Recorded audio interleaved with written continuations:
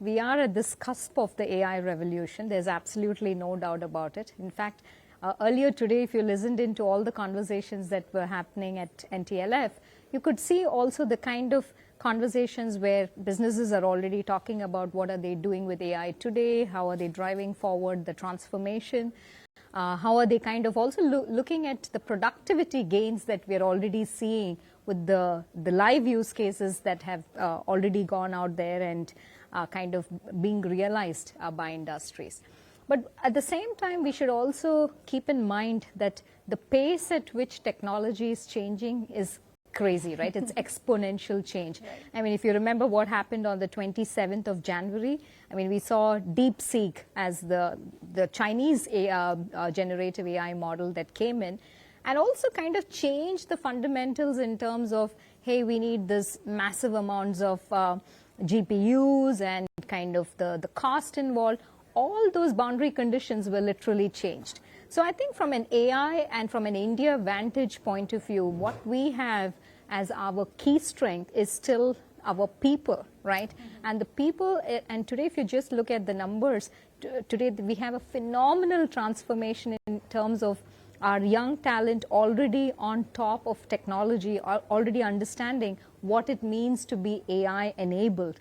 So this focus on continuous learning, I think, is a very important mindset. And today already we are seeing that there's a significant number of our talent already on AI, but we need to continue that. We can't stop, right? Because the technology is changing. We have real life actual use cases which will touch the society, the length and breadth of the country. I mean, and earlier today I was talking about how AI can help a farmer kind of predict when is the right time to yield the crops, right?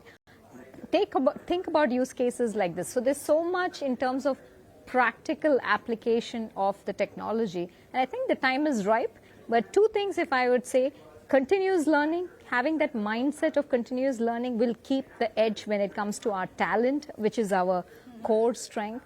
And this keeping that innovation quotient, really looking at what are those real life use cases we want to solve for, and coming together, creating those partnerships and collaborations to drive that kind of change. I think these are two things which we have to keep our eyes upon. Absolutely. In fact, when you talk about AI, you know, that the sense that a lot of them have in them, that will it be a threat to a lot of jobs here, given the fact that if you are going to tilt towards AI, does that mean that there will be more job losses? Or do you think that we can actually go hand in hand, and then it can also be both can coexist and in fact add on to each other's capabilities? Yeah. In fact, I truly believe it is about coexistence. There's absolutely no doubt about that. Of course, certain roles will transform. There's no doubt about it. Because when you're looking at administrative roles, or if you're looking at clerical roles, there's a lot of automation. Today, call centers are fully being automated using AI, right?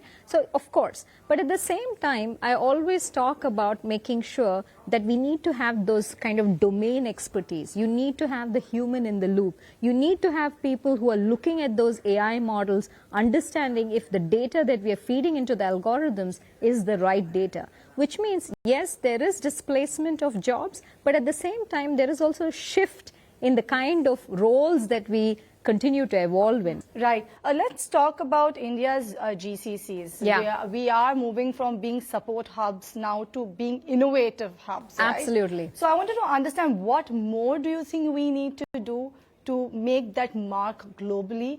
What sort of R&D and AI-driven spends that we should be doing to actually make a difference? Yeah. No, in fact, the GCC boom in India is so visible, right? I mean, it's you can just look at it from the numbers itself.